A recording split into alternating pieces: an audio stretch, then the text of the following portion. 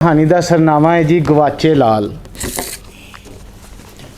ਉਹਨੂੰ पता ही नहीं लगा कि ਇੰਨੀਆਂ घड़ियाँ ਇੰਨੇ पल ਇੰਨੇ घंटे दिन हफ्ते साल किवें लंघ गए। ना ख़त्म होने वाले दर्द का कोई किनारा नहीं सी लभदा, ना उरला कंढा दिसदा ना परला। ਇੰਨੇ साल हूँ हूँ करदियां उड़ गए हयाती विचों, पता ही नहीं किधर नूं उडारियां मार गए ते नाल ही उड़ा के लै गए। ਉਹਦੀ ਜ਼ਿੰਦਗੀ ਦੇ ਸਾਰੇ ਕੱਖ ਕਾਨੇ ਅਤੇ ਧੂੜ ਘੱਟਾ ਮਿੱਟੀ ਉਹਦੇ ਜੋਗਾ ਛੱਡ ਗਏ। ਚਾਂਗਰਾ ਮਾਰਦਾ ਕੁਰਲਾਉਂਦਾ ਵੇਲਾ ਕਿਸ ਤਰ੍ਹਾਂ ਮਿੱਟੀ ਦਾ ਢੇਰ ਬਣ ਗਿਆ ਉਹਨੂੰ ਪਤਾ ਹੀ ਨਹੀਂ ਲੱਗਾ। ਕਦੀ ਕਦੀ ਉਹਨੂੰ ਐਵੇਂ ਜਾਪਦਾ ਹੁਣ ਉਹ ਜ਼ਿੰਦਾ ਨਹੀਂ ਬਚੇਗੀ। ਉਹਦੀਆਂ ਰਾਹਾਂ ਤੱਕ ਇੰਨੇ ਸਾਲ ਲੰਘ ਗਏ, ਉਹਨੂੰ ਹਰ ਵਾਰੀ ਇਹੋ ਹੀ ਲੱਗਦਾ ਕਿ ਇਹ ਸਾਲ ਵੀ ਉਹਦੀ ਹਯਾਤੀ ਦਾ ਆਖਰੀ ਸਾਲ ਹੋਵੇਗਾ।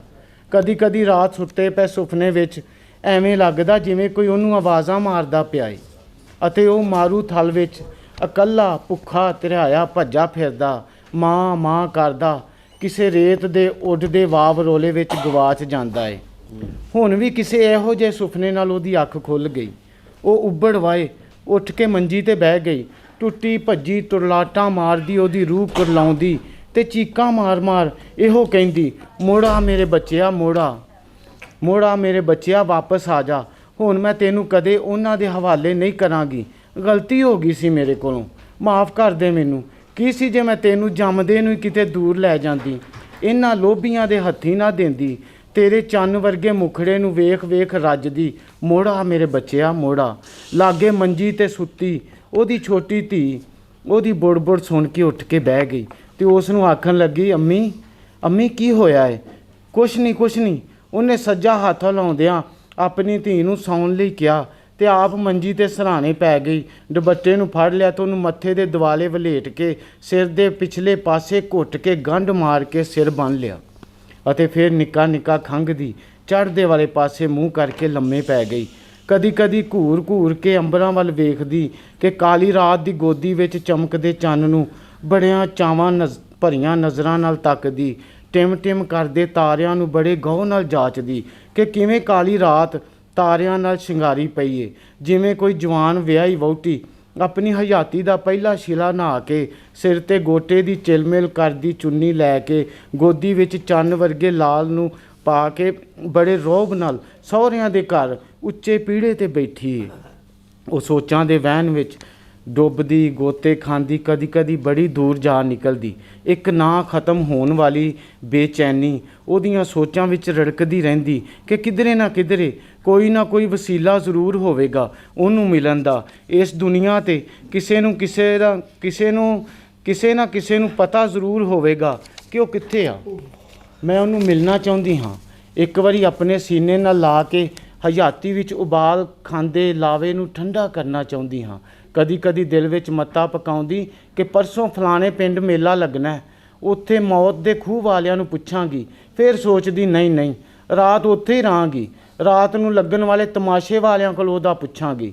ਇਹਨਾਂ ਸੋਚਾਂ ਵਿੱਚ ਡੁੱਬਦੀ ਤਰਦੀ ਨੂੰ ਜਾਗੋਂ ਮਿੱਟੀ ਰਾਤ ਲੰਘ ਜਾਂਦੀ, ਪਰ ਕੋਈ ਖੋਜ ਕੋਈ ਸਿਰਾ ਹੱਥੀਂ ਨਾ ਲੱਗਦਾ। ਸਵੇਰੇ ਭੋਰਾ ਕੋ ਅੱਖ ਲੱਗੀ ਅਤੇ ਦਿਨ ਚੜ੍ਹ ਆਇਆ। ਉਹਦੀ ਵੱਡੀ ਧੀ ਉੱਠ ਕੇ ਮੰਜੀ 'ਤੇ ਬਹਿ ਗਈ ਅਤੇ ਫਿਰ ਛੋਟੀ ਨੂੰ ਉਠਾਉਣ ਦਾ ਯਤਨ ਕਰਦੀ ਹੋਈ ਰਾਤ ਵਾਲੇ ਦਰੀਆਂ 'ਤੇ ਖੇਸ ਤੈਅ ਕਰਨ ਲੱਗ ਪਈ। ਉਹਨਾਂ ਚਿਰ ਨੂੰ ਛੋਟੀ ਵੀ ਉੱਠ ਕੇ ਬਹਿ ਗਈ ਅਤੇ ਵੱਡੀ ਧੀ ਬਰਾਂਡੇ ਵੱਲ ਨੂੰ ਤੁਰ ਪਈ ਅਤੇ ਟੁਰਦੀ ਨੇ ਛੋਟੀ ਨੂੰ ਪੁੱਛਿਆ, ਨੀ ਰਿਆਨਾ ਰਾਤੀ ਅੰਮੀ ਨੂੰ ਕੀ ਹੋਇਆ ਸੀ? ਫਿਰ ਬੁੜ ਕਰਦੀ ਪਈ ਸੀ, ਪਤਾ ਨਹੀਂ ਕੀ ਹੋਇਆ ਸੂ। ਮੈਂ ਪੁੱਛਿਆ ਸੀ, ਅੱਗੋਂ ਕਹਿੰਦੀ ਸੀ ਕੁਝ ਨਹੀਂ ਤੂੰ ਸੌਂ ਜਾ। ਰਿਆਨਾ ਨੇ ਅੱਖਾਂ ਮਲਦਿਆਂ ਹੋਇਆਂ ਮੱਥੇ 'ਤੇ ਆਏ ਖਿਲਰੇ ਵਾਲ ਸਵਾਰੇ ਕਰਦਿਆਂ ਉਹਨੂੰ ਦੱਸਿਆ। ਫਿਰ ਕੋਈ ਵੀਰੇ ਲਾਲੂ ਦਾ ਸੁਪਨਾ ਵੇਖ ਲਿਆ ਹੋਵੇਗਾ। ਵੱਡੀ ਧੀ ਕਮਰੇ ਵਿੱਚ ਦਰੀਆਂ ਖੇਸ ਲੈ ਕੇ ਜਾਂਦੀ ਆਪ ਮੁਹਾਰੀ ਬੋਲੀ। ਫਿਰ ਉਹਨੇ ਮਾਂ ਨੂੰ ਉਠਾਇਆ, ਅੰਮੀ ਉੱਠ ਪਓ, ਦਿਨ ਚੜ੍ਹ ਗਿਆ ਏ। ਉਹਦੀ ਮਾਂ ਨਿੱਕਾ ਖੰਘਦੀ ਹੋਈ ਨੇ ਮਹਿੰਦੀ ਰੰਗੇ ਲਾਲ ਅਤੇ ਕਿਤੇ ਚਿੱਟੀ ਭਾ ਮਾਰਦੇ ਵਾਲ ਸਵਾਰੇ ਅਤੇ ਉੱਠ ਕੇ ਮੰਜੀ 'ਤੇ ਬਹਿ ਗਈ। ਸਿਰੇ ਚੜ੍ਹਦੀ ਦਿਨ ਦੀ ਨਿਖਰੀ ਧੁੱਪ ਘਰ ਦੇ ਬਨੇਰਿਆਂ 'ਤੇ ਆਣ ਢੁੱਕੀ। ਉਹਨੇ ਇੱਕ ਨਜ਼ਰ ਸੂਰਜ ਵੱਲੇ ਵੇਖਿਆ ਅਤੇ ਦੂਜੀ ਵਾਰੀ ਬਨੇਰਿਆਂ 'ਤੇ ਪਈ ਧੁੱਪ ਵੱਲੇ ਅਤੇ ਫਿਰ ਆਪਣੀ ਵੱਡੀ ਧੀ ਨੂੰ ਆਖਣ ਲੱਗੀ, ਨੀ ਸਮੀਨਾ ਕੁੜੇ ਤੁਸੀਂ ਤੇ ਮੈਨੂੰ ਛੇਤੀ ਉਠਾ ਦਿੰਦੀਆਂ, ਵੇਖ ਤਾਂ ਸਹੀ ਦਿਨ ਕਿਵੇਂ ਸਿਰੇ ਚੜ੍ਹ ਆਇਆ ਹੈ। ਆ ਬਸ਼ੀਰਾ ਦੁੱਧ ਚੋ ਕੇ ਦੇ ਕੇ ਗਿਆ ਹੈ ਕਿ ਨਹੀਂ? ਇੰਨੀ ਦੇਰ ਹਵੇਲੀ ਦੇ ਬੂਹੇ ਵਿੱਚੋਂ ਬਸ਼ੀਰਾ ਦੁੱਧ ਦੀ ਬਾਲਟੀ ਲੈ ਕੇ ਅੰਦਰ ਆ ਗਿਆ। ਆ ਲੈ ਕਾਕਾ ਦੁੱਧ ਫੜ ਲਓ। ਉਹਨੇ ਦੁੱਧ ਦੀ ਬਾਲਟੀ ਵਿਹੜੇ ਵਿੱਚ ਰੱਖਦਿਆਂ ਉਹਦੀ ਵੱਡੀ ਧੀ ਨੂੰ ਕਿਹਾ। ਫਿਰ ਉਹ ਜ਼ਰਾ ਉੱਚੀ ਆਵਾਜ਼ ਵਿੱਚ ਬੋਲਿਆ, ਅਸਲਾਮ ਅਲੈਕਮ ਮਾਂ ਜੀ। ਵਾਲੇਕਮ ਸਲਾਮ। ਅੱਜ ਇੰਨੀ ਕਵੇਲੇ ਕਿਉਂ ਆਇਆ ਬਸ਼ੀਰਿਆ? ਉਹਨੇ ਉਵੇਂ ਹੀ ਬਸ਼ੀਰੇ ਨੂੰ ਪੁੱਛ ਲਿਆ। ਬਸ਼ੀਰਾ ਅੱਗੋਂ ਆਖਣ ਲੱਗਾ, ਨੁੱਕਰ ਵਾਲਾ ਭਾ ਸਦੀਕ ਨਹੀਂ? ਕਿਹੜਾ? ਉਹਨੇ ਅਣਚਾਹੇ ਉਹਨੂੰ ਪੁੱਛਿਆ। ਉਹ ਜਿੰਨਾ ਅੱਡੇ ਤੇ ਖਾਦ ਵਾਲੀ ਦੁਕਾਨ ਬਣਾਈ ਏ। ਬਸ਼ੀਰੇ ਨੇ ਦੱਸਿਆ। ਉਹ ਅੱਛਾ ਕੀ ਹੋਇਆ ਉਹਨੂੰ? ਉਹਨੇ ਸਿਰ ਹਿਲਾਉਂਦਿਆਂ ਤੇ ਗਹੁ ਭਰੀਆਂ ਨਜ਼ਰਾਂ ਨਾਲ ਉਹਨੂੰ ਪੁੱਛਿਆ।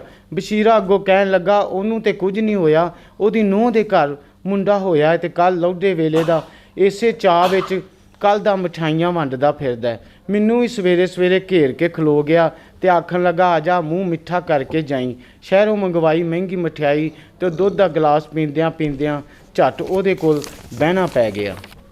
ਅੱਛਾ, ਸਾਨੂੰ ਤੇ ਦੱਸਿਆ ਹੀ ਨਹੀਂ ਕਿਸੇ ਨੇ। ਚਲੋ ਰੱਬ ਲੰਮੀ ਹਯਾਤੀ ਦੇਵੇ। ਕਹਿੰਦਿਆਂ ਉਹ ਗੁਸਲਖਾਨੇ ਵੱਲ ਟੁਰ ਪਈ। ਬਸ਼ੀਰਾ ਵੀ ਭੌਂਦੇ ਪੈਰੀ ਵਾਪਸ ਚਲਾ ਗਿਆ। ਇੰਨੀ ਦੇਰ ਨੂੰ ਸਮੀਨਾ ਚਾਹ ਧਰਨ ਲੱਗ ਪਈ ਤੇ ਰਿਆਨਾ ਭਾਂਡੇ ਧੋਣ ਲੱਗ ਪਈ। ਗੁਸਲਖਾਨੇ ਵਿੱਚੋਂ ਬਾਹਰ ਨਿਕਲ ਕੇ ਉਹ ਸਿੱਧੀ ਬਰਾਂਡੇ ਵਿੱਚ ਡੱਠੇ ਮੰਜੇ ਤੇ ਆ ਕੇ ਬਹਿ ਗਈ ਤੇ ਆਪਣੀ ਛੋਟੀ ਕੁੜੀ ਨੂੰ ਆਖਣ ਲੱਗੀ, ਨੀ ਰਿਆਨਾ, ਆ ਪੱਖਾ ਇੱਧਰ ਨੂੰ ਕਰਕੇ ਲਾ ਨੀ, ਕਿਵੇਂ ਸਾਹ ਘੁੱਟਦਾ ਪਿਆ ਏ। ਸਾਰੀ ਰਾਤ ਘੋਟ ਹੀ ਲੱਗਾ ਰਿਹਾ ਏ, ਵਾਰ ਨਾਲ ਕਿਤੇ ਪੱਤਾ ਨਹੀਂ ਹਿੱਲਿਆ। ਰਿਆਨਾ ਨੇ ਪੱਖਾ ਉਹਦੇ ਵੱਲ ਕਰਕੇ ਲਾ ਦਿੱਤਾ। ਇੰਨੇ ਚਿਰ ਨੂੰ ਉਹਨਾਂ ਦਾ ਗੋਹਾ ਕੂੜਾ ਕਰਨ ਵਾਲੀ ਚੁੱਕਣ ਵਾਲੀ ਛੀਦੋ ਦੀ ਕੁੜੀ ਨਾਜ਼ੀਆ ਸਿਰ ਤੇ ਗੋਹੇ ਨਾਲ ਲਿਬੜਿਆ ਲੋਹੇ ਦਾ ਦਾਬੜਾ ਚੁੱਕ ਤੇ ਹੱਥ ਵਿੱਚ ਵੱਡਾ ਵਾਂਸੂ ਝਾੜੂ ਫੜ ਕੇ ਹਵੇਲੀ ਦੇ ਅੰਦਰ ਆ ਵੜੀ। ਆਉਂਦੀ ਨੇ ਸਭ ਨੂੰ ਸਲਾਮ ਅਲੈਕਮ ਕਿਹਾ, ਦਾਬੜਾ ਥੱਲੇ ਰੱਖ ਦਿੱਤਾ। ਉਹਦੇ ਸਲਾਮ ਅਲੈਕਮ ਦੇ ਜਵਾਬ ਵਿੱਚ ਖਾਲੀ ਵਾਹ ਅਲੈਕਮ ਹੀ ਕਹਿੰਦਿਆਂ ਉਹਨੂੰ ਆਖਣ ਲੱਗੀ, ਨੀ ਖੈਰ ਏ, ਅੱਜ ਸਵਖਤੇ ਹੀ ਆ ਗਈਆਂ ਜੇ। ਨਾਲੇ ਤੂੰ ਕਿਵੇਂ? ਮਾਂ ਕਿੱਥੇ ਈ? ਉਹ ਡੰਗਰਾਂ ਵਾਲੀ ਹਵੇਲੀ 'ਚ ਗੋਹਾ ਚੁੱਕਣ ਡਈ ਏ। ਨਾਜ਼ੀਆਂ ਨੇ ਝੱਕਦਿਆਂ ਉਹਨੂੰ ਜਵਾਬ ਦਿੱਤਾ। ਤੇ ਤੂੰ ਅੱਜ ਕਿਵੇਂ ਮਾਂ ਨਾਲ ਆ ਗਈ? ਮੰਜੀ ਤੇ ਬੈਠਿਆਂ ਹੀ ਉਹਨੇ ਇੱਕ ਸਵਾਲ ਹੋਰ ਉਹਨੂੰ ਪੁੱਛ ਲਿਆ। ਉਹ ਅਸੀਂ ਨਾ ਅੱਜ ਵਿਆਹ ਜਾਣਾ ਹੈ, ਮੇਰੀ ਫੁੱਫੀ ਦੇ ਮੁੰਡੇ ਦਾ ਵਿਆਹ ਹੈ ਤੇ ਅਸੀਂ ਸ਼ਹਿਰ ਜਾਣਾ ਹੈ। ਇਸੇ ਲਈ ਅੰਮੀ ਮੈਨੂੰ ਨਾਲ ਲੈ ਕੇ ਆ ਗਈ ਏ ਕਿ ਆ ਜਾ ਮੇਰੇ ਨਾਲ, ਹੱਥੋਂ ਹੱਥੀ ਕੰਮ ਛੇਤੀ ਨਿਬੜ ਜਾਏਗਾ। ਨਾਜ਼ੀਆਂ ਨੇ ਖਲੋਤੀ ਸਾਰੀ ਗੱਲਬਾਤ ਦੂਰ ਬੈਠੀ ਪੱਖੇ ਦੀ ਹਵਾ ਲੈਂਦੀ ਮਾਈ ਨੂੰ ਦੱਸ ਛੱਡੀ ਤੇ ਫਿਰ ਹਵੇਲੀ ਦੇ ਇੱਕ ਸਿਰੇ ਤੋਂ ਵਿਹੜੇ ਵਿੱਚ ਝਾੜੂ ਦੇਣਾ ਸ਼ੁਰੂ ਕਰ ਦਿੱਤਾ।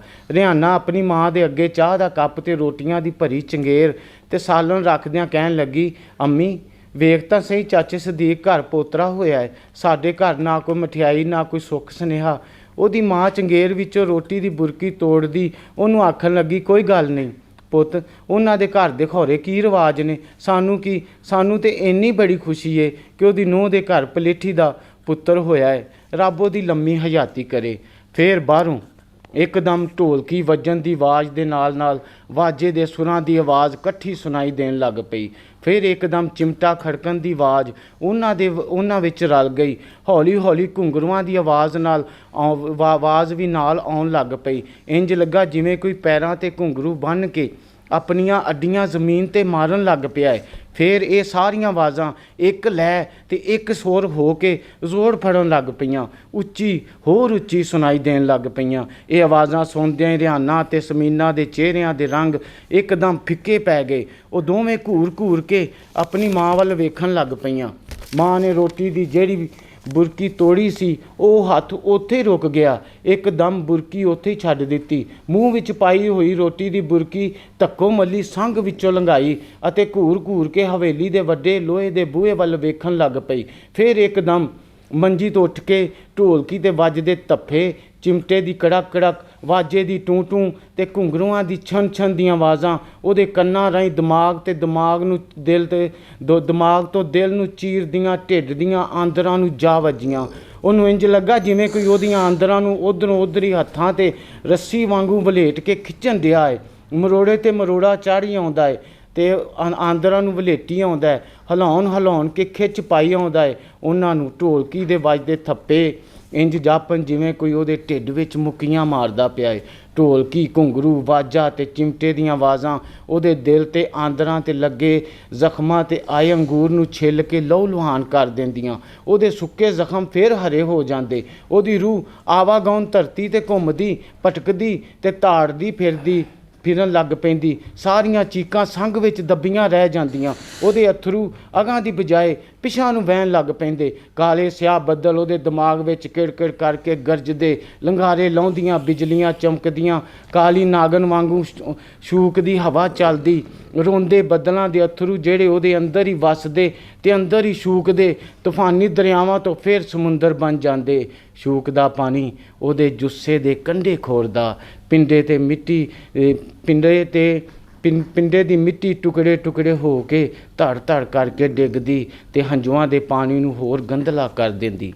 ਫਿਰ ਇੱਕਦਮ ਉਹ ਮੰਜੀ ਤੋਂ ਉੱਠ ਪਈ ਤੇ ਜੁੱਤੀ ਪਾਏ ਬਗੈਰ ਨੰਗੇ ਪੈਰੀਂ ਬਾਹਰ ਨੂੰ ਤੁਰ ਪਈ। ਉਹਦੀ ਵੱਡੀ ਧੀ ਨੇ ਉਹਨੂੰ ਬਾਹਰ ਨੂੰ ਜਾਂਦਿਆਂ ਵੇਖ ਕੇ ਛੋਟੀ ਭੈਣ ਨੂੰ ਆਖਣ ਲੱਗੀ, ਨੀ ਰਿਆਨਾ ਫੜ ਨੀ ਅੰਮੀ ਨੂੰ। ਨੰਗੇ ਪੈਰੀ ਬਾਹਰ ਨੂੰ ਤੁਰ ਪਈ। ਰਿਆਨਾ ਨੇ ਭੱਜ ਕੇ ਉਹਦੇ ਮੋਢੇ ਨੂੰ ਹੱਥ ਪਾ ਲਿਆ। ਉਹਦੀ ਸੱਜੀ ਬਾਂਹ ਫੜ ਕੇ ਕਹਿਣ ਲੱਗੀ, ਅੰਮੀ ਰਹਿਣ ਦੇ, ਆ ਜਾ, ਜੋ ਤੂੰ ਸਮਝਦੀ ਪਈ ਹੈ ਉਹ ਨਹੀਂ। ਨਹੀਂ ਜਾ ਕਰ ਕੰਮ ਆਪਣਾ ਜਾ ਕੇ, ਇਹੋ ਜੀ ਅੱਡੀ ਉਹੋ ਹੀ ਮਾਰਦਾ। ਉਹਦੀ ਮਾਂ ਨੇ ਝਟਕੇ ਨਾਲ ਬਾਂਹ ਛਡਾਉਂਦਿਆਂ ਉਹਨੂੰ ਆਖਿਆ ਤੇ ਛੇਤੀ ਛੇਤੀ ਪੈਰ ਪੁੱਟਦੀ ਹਵੇਲੀਓਂ ਬਾਹਰ ਚਲੀ ਗਈ। ਉਹਦੀਆਂ ਦੋਵੇਂ ਧੀਆਂ ਭੱਜ ਕੇ ਉਹਦੇ ਮਗਰ ਗਈਆਂ। ਉਹਦੇ ਤੋਂ ਉਦੋਂ ਤੀਕ ਉਹ ਵੱਡੇ ਬੂਹਿਓਂ ਬਾਹਰ ਚਲੀ ਗਈ ਸੀ। ਗਲੀ ਵਿੱਚ ਪਹੁੰਚਦਿਆਂ ਹੀ ਉਹ ਸਾਹਮਣੇ ਸਦੀਕ ਦੇ ਘਰ ਵੇਲੇ ਵੇਖਣ ਲੱਗ ਪਈ ਤੇ ਜਿਵੇਂ ਉਹਨੂੰ ਪਤਾ ਹੋਵੇ ਕਿ ਇਹ ਆਵਾਜ਼ਾਂ ਉੱਥੋਂ ਹੀ ਆਉਂਦੀਆਂ ਪਈਆਂ ਨੇ। ਦੋ ਪੈਰ ਹੋਰ ਅਗਾਂਹ ਹੋਈ ਤਾਂ ਗਲੀ ਵਿੱਚ ਉਸੇ ਬੂਹੇ ਅੱਗੇ ਲੋਕਾਂ ਦੀ ਭੀੜ ਲੱਗੀ ਹੋਈ ਸੀ। ਬੱਚੇ, ਜਵਾਨ ਤੇ ਬੁੱਢੇ ਤੇ ਬੁੱਢੀਆਂ ਮਾਈਆਂ ਇੱਕ ਵੱਡੇ ਸਾਰੇ ਗੋਲ ਦਾਇਰੇ ਵਿੱਚ ਖਲੋਤੇ ਬੜੇ ਗੌਰ ਨਾਲ ਕੁਦਰਤ ਦੀ ਤਖਲੀਕ ਕੀਤੀ ਹੋਈ ਰੱਬ ਵਰਗੀ ਮਖਲੂਕ ਨੂੰ ਨੱਚਦਿਆਂ ਵੇਖ ਰਹੇ ਸੀ। ਥੱਲੇ ਜ਼ਮੀਨ 'ਤੇ ਬੈਠਿਆਂ ਵਾਜਾ, ਢੋਲਕੀ, ਚਿਮਟਾ ਵਜਾਉਣ ਵਾਲੇ ਬੰਦਿਆਂ ਦੇ ਮੂੰਹਾਂ ਵਿੱਚੋਂ ਨਿਕਲਦੀਆਂ ਗਾਉਣ ਦੀਆਂ ਆਵਾਜ਼ਾਂ ਤੇ ਗਾਉਣ ਦੇ ਬੋਲਾਂ ਤੇ ਆਪਣੇ ਅੰਗਾਂ ਨੂੰ ਵੱਖੋ ਵੱਖ ਮਰੋੜੇ ਦਿੰਦੀ ਕੁਦਰਤ ਦੀ ਬਣਾਈ ਰੱਬ ਵਰਗੀ ਮਖਲੂਕ ਨੂੰ ਬੜੇ ਚਾਅ ਨਾਲ ਵੇਖ ਰਹੇ ਸੀ। ਜਦੋਂ ਆਪਣੇ ਪਿੰਜਣੀਆਂ ਦੇ ਬੰਨੇ ਘੁੰਗਰੂਆਂ ਨੂੰ ਘੜੀ ਮੁੜੀ ਅੱਡੀ ਮਾਰ ਕੇ ਛਣਕਾਉਂਦਾ, ਲੱਕ 'ਤੇ ਬੰਨੇ ਹੋਏ ਗੋਟੇ ਵਾਲੇ ਦੁਪੱਟੇ ਨਾਲ ਲੱਕ ਹਿਲਾਉਂਦਾ ਤੇ ਆਪਣੀਆਂ ਛਾਤੀਆਂ ਨੂੰ ਹਲਾਰੇ ਦਿੰਦਾ, ਠੁਮਕੇ ਮਾਰਦਾ ਹੋਇਆ ਭਾ ਸਦੀਕ ਦੇ ਸਿਰ ਤੋਂ ਵੇਲਾਂ ਦਿੰਦੇ ਬੰਦਿਆਂ ਦੇ ਹੱਥੋਂ ਦਸਾਂ ਦੇ ਨੋਟ ਫੜਦਾ, ਕਿਸੇ ਦੀ ਗੱਲ ਪੁੱਟਦਾ ਤੇ ਕਿਸੇ ਦਾ ਹੱਥ ਆਪਣੀ ਛਾਤੀਆਂ ਨੂੰ ਛੁਹਾਉਂਦਾ ਹੋਇਆ ਭੌਂਦੇ ਪੈਰੀ ਠੁਮਕੇ ਮਾਰਦਾ। ਫਿਰ ਉਸੇ ਵਾਜੇ ਦੇ ਅੱਗੇ ਵਿਛੇ ਕੱਪੜੇ ਉੱਤੇ ਨੋਟ ਸੁੱਟ ਕੇ ਬਾਹਾਂ ਨੂੰ ਹਿਲਾਉਂਦਾ ਹੋਇਆ ਨੱਚਦਾ ਇੱਕ ਚੱਕਰ ਪੂਰੇ ਦਾਇਰੇ ਦਾ ਲਾਉਂਦਾ ਤੇ ਫਿਰ ਵਿਚਕਾਰ ਬਾਹਾਂ ਨੂੰ ਹਿਲਾ ਕੇ ਧਰਤੀ 'ਤੇ ਅੱਡੀਆਂ ਮਾਰਦਾ, ਠੁਮਕੇ ਲਾਉਂਦਾ ਹੋਇਆ ਕਦੀ ਕਦੀ ਆਪ ਵੀ ਇਹੋ ਹੀ ਗਾਉਣ ਲੱਗ ਪੈਂਦਾ, ਅਖੇ ਅੱਖੀਓਂ ਨਹੀਂ ਬਦਨਾਮ ਨਾ ਕਰਨਾ। ਛੇਤੀ ਪੈਰ ਪੁੱਟਦੀ ਉਹ ਉਸੇ ਭੀੜ ਦੇ ਲਾਗੇ ਪਹੁੰਚ ਗਈ ਤੇ ਭੀੜ ਵਿੱਚੋਂ ਅੱਗੇ ਜਾਣ ਲਈ ਰਾਹ ਲੱਭਣ ਦਾ ਚਾਰਾ ਕਰਦੀ ਨੇ। ਕਦੀ ਆਪਣੀਆਂ ਅੱਡੀਆਂ ਚੁੱਕ ਕੇ ਦਾਇਰੇ ਵਿੱਚ ਨੱਚਦੀ ਮਖਲੂਕ ਨੂੰ ਪਛਾਣਨ ਦੀ ਕੋਸ਼ਿਸ਼ ਕਰਦੀ। ਫਿਰ ਇੱਕ ਥਾਂ ਤੋਂ ਬੱਚਿਆਂ ਨੂੰ ਪਿਛਾਂ ਹਟਾ ਕੇ ਉਹ ਅੱਗੇ ਚਿਮਟਾ ਵਜਾਉਣ ਵਾਲੇ ਬੰਦੇ ਦੇ ਲਾਗੇ ਜਾ ਖਲੋਤੀ। ਵਾਜੇ ਵਾਲੇ ਦੇ ਅੱਗੇ ਵਿਛੇ ਕੱਪੜੇ ਨੂੰ ਨੋਟ ਫੜਦਾ ਤੇ ਉਹਨਾਂ ਨੂੰ ਤਹਿਵਾਂ ਲਾਉਂਦਾ ਹੋਇਆ ਉਹਨਾਂ ਦਾ ਆਗੂ, ਜਿਹਨੂੰ ਉਹ ਸਾਰੇ ਗੁਰੂ ਕਹਿੰਦੇ ਸਨ, ਉਹਨੂੰ ਵਾਜੇ ਵਾਲੇ ਨੇ ਸੈਂਤ ਮਾਰੀ। ਅੱਖਾਂ ਦੇ ਇਸ਼ਾਰੇ ਨਾਲ ਕੁਝ ਦੱਸਿਆ, ਜਿਵੇਂ ਉਹ ਗੁਰੂ ਨੂੰ ਕਹਿਣਾ ਚਾਹੁੰਦਾ ਹੋਵੇ ਕਿ ਉਹ ਮਾਈ ਫੇਰ ਆ ਗਈ। ਗੁਰੂ ਨੇ ਨੋਟ ਆਪਣੇ ਬੈਗ ਵਿੱਚ ਰੱਖਦਿਆਂ ਇੱਕ ਨਜ਼ਰ ਉਹਦੇ ਵੱਲ ਵੇਖਿਆ ਤੇ ਦੂਰੋਂ ਹੀ ਸਿਰ ਹਿਲਾ ਕੇ ਸਲਾਮ ਅਲੈਕਮ ਲਈ। ਮਾਈ ਨੇ ਵੀ ਹੱਥ ਹਿਲਾ ਕੇ ਵਾਲੇਕਮ ਸਲਾਮ ਦਾ ਸੁਨੇਹਾ ਦਿੱਤਾ। ਉਦੋਂ ਅੱਖਾਂ ਵਿੱਚ ਆਏ ਇਕੱਠੇ ਹੋਏ ਪਾਣੀ ਨੂੰ ਉਹਨਾਂ ਦਾ ਗੁਰੂ ਛੇਤੀ ਪਛਾਣ ਗਿਆ। ਦੂਰੋਂ ਹੀ ਬੈਠਾ ਨਾਹ ਦੇ ਵਿੱਚ ਸਿਰ ਹਿਲਾਉਂਦਾ ਹੋਇਆ ਉਹਨੂੰ ਸਮਝਾਉਣ ਲੱਗ ਪਿਆ, ਜਿਵੇਂ ਉਹਨੂੰ ਸਮਝਾਉਂਦਾ ਹੋਵੇ ਕਿ ਮਾਈ, ਨਹੀਂ ਮਾਈ, ਜਿਹਨੂੰ ਤੂੰ ਲੱਭਦੀ ਫਿਰਦੀ ਏ ਉਹ ਅਜੇ ਨਹੀਂ ਆਇਆ। ਗੁਰੂ ਦਾ ਨਾਂ ਦਾ ਇਸ਼ਾਰਾ ਵੇਖ ਕੇ ਉਹਦੀ ਅੱਖਾਂ ਵਿੱਚ ਇਕੱਠਾ ਹੋਇਆ ਪਾਣੀ ਛਾਲਾਂ ਮਾਰ ਕੇ ਬਾਹਰ ਨੂੰ ਆ ਗਿਆ ਤੇ ਫਿਰ ਉਹਦੀਆਂ ਚੁੜਰੀਆਂ ਖਾਧੀਆਂ ਗੱਲਾਂ ਉੱਤੇ ਵਹਿਣ ਲੱਗ ਪਿਆ। ਉਹਨੇ ਦੁਪੱਟੇ ਦੇ ਪੱਲੇ ਨਾਲ ਗੱਲਾਂ ਉੱਤੇ ਆਏ ਅਥਰੂ ਸਾਫ਼ ਕੀਤੇ।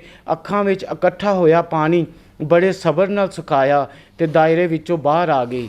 ਓਨੀ ਦੇਰ ਵਾਜੇ ਵਾਲੇ ਨੇ ਦੂਜੇ ਬੰਦੇ ਉੱਚੀ ਇੱਕ ਹੋਰ ਗਾਣਾ ਸ਼ੁਰੂ ਕਰ ਦਿੱਤਾ, ਅਖੇ ਤੇਰੇ ਨਾਲ ਮੈਂ ਲਾਈਆਂ ਅੱਖੀਆਂ, ਵੇ ਤੂੰ ਫੇਰ ਵੀ ਦੂਰੀਆਂ ਰੱਖੀਆਂ, ਤੂੰ ਜਿੱਤ ਗਿਓ ਬੇਦਰਦਾ ਮੈਂ ਤਤੜੀ ਹਾਰ ਗਈ, ਤੇਰੀ ਬੇਪਰਵਾਹੀ ਸੱਜਣਾ ਮੈਨੂੰ ਮਾਰ ਗਈ। ਇਸ ਗਾਣੇ ਦੀ ਆਵਾਜ਼ ਮਾਈ ਦੇ ਕੰਨਾਂ ਵਿੱਚ ਇੱਕ ਅਜੀਬ ਜਿਹੇ ਸੁਨੇਹੇ ਦੀ ਦੱਸ ਪਾਉਂਦੀ ਪਈ ਸੀ। ਦੁਪੱਟੇ ਨਾਲ ਅਥਰੂ ਸਾਫ਼ ਕਰਕੇ ਫਿਰ ਉਹਨੂੰ ਸਵਾਰਾ ਕਰਕੇ ਆਪਣੇ ਸਿਰ 'ਤੇ ਲੈਂਦੀ ਤੇ ਇੱਕ ਵਾਰੀ ਉਤਾਂ ਘੂਰ ਕੇ ਅੰਬਰਾਂ ਵੱਲ ਵੇਖਿਆ, ਜਿਵੇਂ ਉਸ ਸੋਹਣੇ ਰੱਬ ਨੂੰ ਕਹਿਣਾ ਚਾਹੁੰਦੀ ਹੋਵੇ ਕਿ ਤੇਰੀ ਬੇਪਰਵਾਹੀ ਸੱਜਣਾ ਮੈਨੂੰ ਮਾਰ ਗਈ।